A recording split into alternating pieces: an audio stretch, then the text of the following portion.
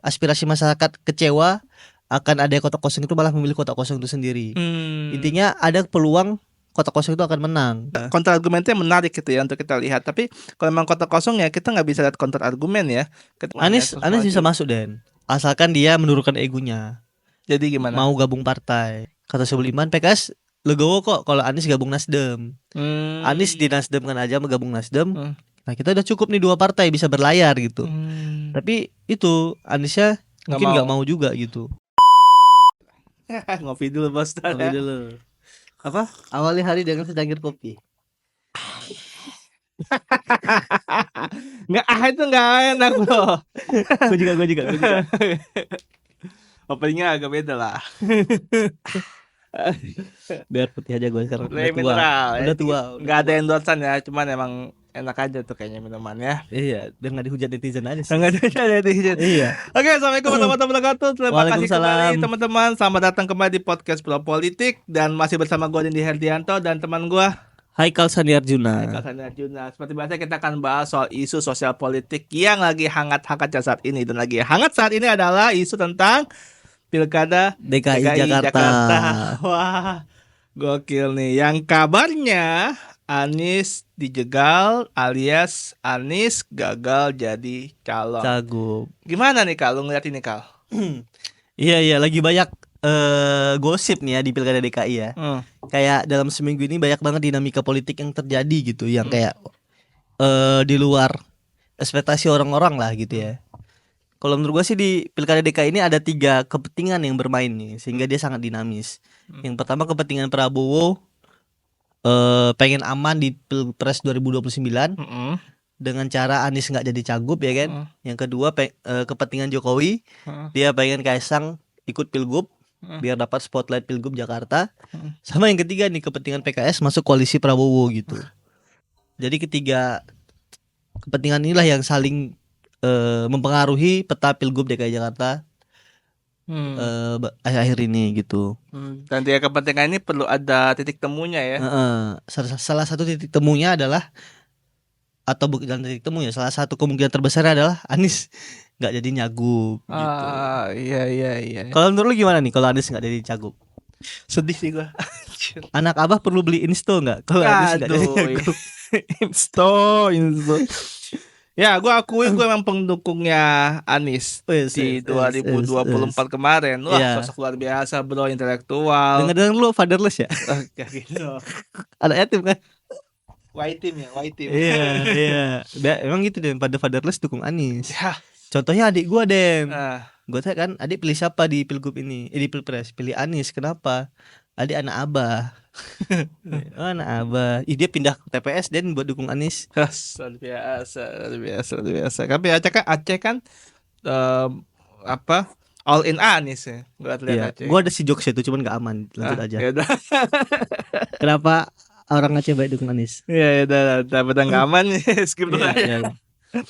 Iya, itu kan menurut gue termasuk orang yang sangat sedih ya ketika Anies nggak masuk ke Jakarta. Tapi karena gue objektif aja ngelihat kebijakannya bagus-bagus loh. Iya, betul. Jaklingko, kemudian ada juga yang paling KJMU. Yang menurut gue paling wah gila luar biasa sih. Banyak orang kemudian berterima kasih yang kemudian yang waktu kasus kemarin kan Heri Budi kan yang katanya adjustment lagi tuh kebijakan KJMU, akhirnya banyak mahasiswa yang kebingungan gimana bayar kuliah lagi. Itu menurut gue wah KJMU luar biasa berarti kan manfaatnya. Iya. Mungkin kita perlu update juga ya ke teman-teman ya. Kondisi peta terkini ya kan. Iya boleh. Gimana? Jadi sejauh ini kan PKS itu udah resmi dukung Anies. Ya. Tapi dengan syarat. Ya. Dengan syarat Soebul Iman. Iya, wakilnya Karena cinta PKS ke Anies itu bukan cinta buta ya kan. Cinta rasional gitu. Maksud gue udah dukung lu 2 kali free ya kan. Yang ketiga masa free lagi gitu. Terus yang kedua Kim udah punya calon nih. Ridwan Kamil. Cuma Ridwan Kamil gak pede lawan Anies gitu. Salah satu caranya biar RKPD lawan Aniesnya gak jadi maju.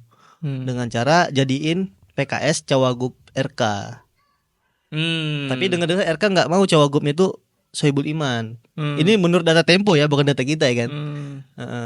Pengennya yang jadi cawagupnya RK itu adalah Ahmad Saiku. Sama-sama PKS. Presiden PKS. Karena mungkin mikirnya kayak, oh ini PKS berhasil menang pilgub, menang pileg di Jakarta. Rewardnya buat Ahmad Saiku gitu. Dan dengar dari sumbernya Prabowo di data Tempo ya, kalau PKS mau jadi pasangan dengan RK, digaranti PKS bisa masuk koalisi Prabowo. Luar biasa tuh ketambahnya nih. Iya. Ngeri banget. Karena kalau Anies nggak jadi maju, Prabowo pasti seneng. Karena mungkin dia nggak ada punya lawan di Pilpres 2029 nanti. Iya. Nggak ada spotlight yang akan menyinari selain Prabowo ya. Prabowo nggak akan punya spotlight orang di luar dia ya. Iya. Yang satu punya spotlight nanti paling Gibran ya kan. Anies sekarang konten IG Gibran lucu-lucu banget. Iya, nggak tahu tuh tim kreatifnya luar biasa juga ya. Iya. Gitu. Karena kan PDIP sendiri nggak bisa majuin calon kan. 15 kursi deh ya di. Iya, sekitar segitulah. Di JKI. Bisa. Jadi kalau PKS diambil nih, udah selesai tuh Anies tuh. Sekarang kan ada apa istilah Kim Plus. Iya, Kim Plus kayak gabungan Kim sama Koalisi Perubahan ya. Iya. Lucu juga tuh Kim Plus. Istilahnya Kim Plus ya. Tapi ada juga istilahnya Kim Plus melawan Banteng. Iya, ada juga. Gitu. Aduh, ini emang Banteng ini mulai bergerilya nih buat buat ini yang ngejatuhin rezim lah ya bahasanya tuh. Iya. Itu ya. Tapi kalau memang kejadiannya nih misalnya kan masih isu ya. Iya. Meskipun ya lagi politik dinamis dan ya bisa enggak gitu ya. Misalkan itu terjadi valid RK Saiku, ya kan? Anies gagal nyalon. Iya. RK Saiku lawan kota kosong berarti. Iya. Nah, ini akan gimana nanti dinamisasi dari dari mulai kampanyenya kemudian apakah mungkin kota kosong akan kepilih nantinya? Berarti kita langsung bahas kota kosong nih. Iya, langsung kota kosong aja. Menurut gua kalau ada skema melawan kota kosong, yang pertama itu kemungkinannya adalah justru peluang RK sama Saiku itu untuk kalah lebih besar juga. Karena dia melawan kota kosong, sebuah kondisi yang mereka lawan itu kesempurnaan, sehingga banyak orang yang mungkin aspirasi masyarakat kecewa akan ada kota kosong itu malah memilih kota kosong itu sendiri. Intinya ada peluang kota kosong itu akan menang. Contohnya kayak di Pilkada Makassar tahun 2018. Kota kosongnya menang gitu. Gokil juga tuh. Ada kemungkinan yang kota kosong yang menang. Terus yang kedua adalah jika ada skema kota kosong ini di Indonesia setahu gua nggak ada aturan yang bikin syarat minimal partisipasi pemilih. Jadi walaupun berapapun partisipasi pemilihnya, suara terbaik tetap menang gitu. Jadi walaupun nanti yang datang ke TPS 40% dan RK suara unggul misalnya, RK tetap bisa terpilih jadi gubernur. Sama sih yang ketiga kalau ada skema kota kosong ini, selain nanti partisipasi pemilihnya rendah ya, yang bikin legitimasi pilkada yang rendah, juga ini kita nanti menyayangkan nggak ada kontestasi gagasan. Iya itu juga. Pasti nggak ada debat calon ya kan? Nggak ada ya kan? Iya, nggak mungkin dia debatnya sama Panji nanti dimarah-marahin sama Panji kan? Pasti nggak ada kontestasi gagasan, sehingga kita nanti menyayangkan nggak ada lah muncul kebijakan-kebijakan yang bagus gitu, yang benar-benar dipikirkan matang, yang benar-benar ini bisa untuk counter lawan gitu. Dulu kan zaman Pilgub 2017 kan seru tuh ada kontestasi gagasan kan. Kalau kebijakan perumahan itu antara DP 0 rupiah atau rusunawanya Ahok. Iya. Kalau kebijakan banjir antara naturalisasi sama normalisasi gitu. Seru gitu kan ada kontestasi gagasannya. Iya, seru. Kalau kota kosong susah kan ngajak ngomong kota kan. Gimana Bapak? Programnya nggak bisa. Iya. Padahal keren tuh 2017 dulu kan memang counter argumen ya antara Anies yang punya DP 0 rupiah, DP 0%, terus kemudian ada Ahok juga gitu yang membantah argumen itu ya, mana bisa 0 rupiah gitu, 0% gitu ya. Harusnya mungkin DP kecil cicilannya ringan gitu kan, kalau itu cicilannya bakal berat. Tapi counter argumennya menarik gitu ya untuk kita lihat. Tapi kalau memang kota kosong ya kita nggak bisa lihat counter argumen ya, kita nggak bisa, akhirnya ya kita akan mentah-mentah tuh opini dia, gagasan dia, dan ya karena nggak ada counter argumen kita nggak bisa rasional, ya kita pilih aja yang kota kosong ya akhirnya ya. Iya, ada peluang dia menang. Sama curang juga nih RK nih. Kenapa tuh? Kalau dia nyalon gubernur calon tunggal, Kan komparasinya warga DKI kan ke Heri Budi kan. Iya. Iya. Komparnya ke Heri Budi gitu. Harapannya terlalu tinggi jadinya gitu. Jadi segimana pada RK kayak dibandingin ke Heri Budi gitu kayak masih jauh mendingan RK kan. Iya, kalau komparasi Heri Budi. Iya. Curang sih Jokowi naruh PJ Gubernur Heri Budi kan. Aduh. Orang udah kesel duluan ya kan. Kayak siapa aja deh asalkan jangan Heri Budi gitu kan. Iya, tapi menarik juga siasatnya ya. Heri Budi yang kayak gitu ternyata ya, tapi ya untuk membuat komparasi seakan-akan RK ini atau siapapun lah bisa lebih unggul daripada sebelumnya. Iya. Ya. Luar biasa. Nah, anggaplah RK Saihu, Anies gagal. Meskipun gue masih berharap Anies masuk ya. Dalam hati gue masih berharap Anies bisa masuk Den. Asalkan dia menurunkan egonya. Jadi gimana? Mau gabung partai.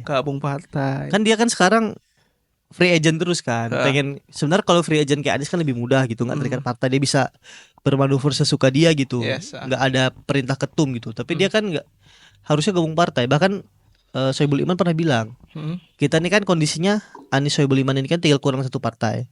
Kata Soebul Iman, PKS legowo kok kalau Anies gabung Nasdem. Anies di Nasdem kan aja mau gabung Nasdem. Nah kita udah cukup nih 2 partai bisa berlayar gitu. Tapi itu Aniesnya mungkin nggak mau juga gitu. Harusnya sih Anies gabung partai aja gitu. Selesai itu masalah, dia bisa nyagup. Gabung Nasdem kayak atau PKB. Lebih cocok Nasdem sih kayaknya ya. Iya. Dia kan pendiri Ormas Nasdem. Siapa? Anies. Oh iya? Deklarator Nasdem dia. Dia yang bacain visi misi atau manifesto Nasdem, dia yang bacain. Ormas ya. Ormasnya yang kemudian bertransformasi jadi politik, organisasi politik. Oh gitu, baru tahu gue malah. Anies pernah ikut konvensi Demokrat tau gak? Iya pernah. Pencalonan presiden Demokrat bukan sih ya? Iya gitu ya. Tinggal gabung partai aja sih Mas Anies. Iya. Mas Anies. Iya. Gabung Nasdem berlayar tuh Anies Soebul Iman. Iya. Iya, menurut gue iya, ini kondisi yang sangat-sangat apa ya, kalau sampai akhirnya lawan kota kosong Anies nggak maju, menurut gue ini pilkada yang sangat buruk sih. Ngeliatinnya terlihat sangat-sangat tidak seru dan ya akhirnya cuman formalitas pilkada aja. Iya. Gitu. Makanya boleh di Anies nih, dia kan sekarang udah dapat 1 tiket PKS ya kan. Iya. Di DPP PKS sudah dipajang cuy foto Anies. Iya aman itu ya. Kan udah niat banget berarti kan. Iya. Tinggal menunggu keniatannya Mas Anies. Iya. Dia bisa nggak nyari satu partai lagi gitu. Misalnya nyari gabung Nasdem gitu. Berlayar tuh Anies Soebul Iman. Iya. Lagian Surya Paloh juga oke kok sama Soebul Iman katanya. Gitu. Tinggal Anies nih mau gabung Nasdem apa enggak. Iya. Ya Mas Anies, kalau dengar video ini nggak tahu sih nyampe atau enggak ya. Enggak sih kayaknya. Tapi kalau misalkan tiba-tiba viral gitu ya, kita nggak tahu ya, kayak video sebelumnya kan viral juga ya, meskipun agak mengerikan ya. Teman-teman boleh komen, cuma jangan jahat ya. Kita masih baru loh ini. Kita trauma nggak jadi nonton lagi. Iya, kita masih punya hati yang punya perasaan loh ini bacanya. Ya, Kal, ada lagi Kal, terakhir Kal. Itu aja, gue berharap Pilgub Jakarta ini bisa menghasilkan pemimpin Jakarta lebih baik gitu ya. Karena jujur kita warga Jakarta ya kan, kita berharap ada transportasi publik yang bagus, harga-harga rumah yang murah, dan sekolah-sekolah yang berkualitas gitu ya. Semoga dapatlah pemimpin terbaik di Jakarta. Amin. Dan ingat, Jakarta ini benar-benar menjadi pusat dunia lah. Banyak orang kemudian meskipun IKN akhirnya bukan di Jakarta, tapi Jakarta tetap menjadi pusat yang dilihat oleh berbagai macam dunia. Dan kalau ini jadi hancur berantakan, ya kita nggak tahu ya bagaimana dunia memandang kita ke depan ya. Gitu. Oke, makasih banyak Kal. Terima kasih buat semuanya. Makasih teman-teman semua. Jangan lupa subscribe ya, kita makin rajin konten ya. Oke, makasih. Assalamualaikum warahmatullahi wabarakatuh. Waalaikumsalam.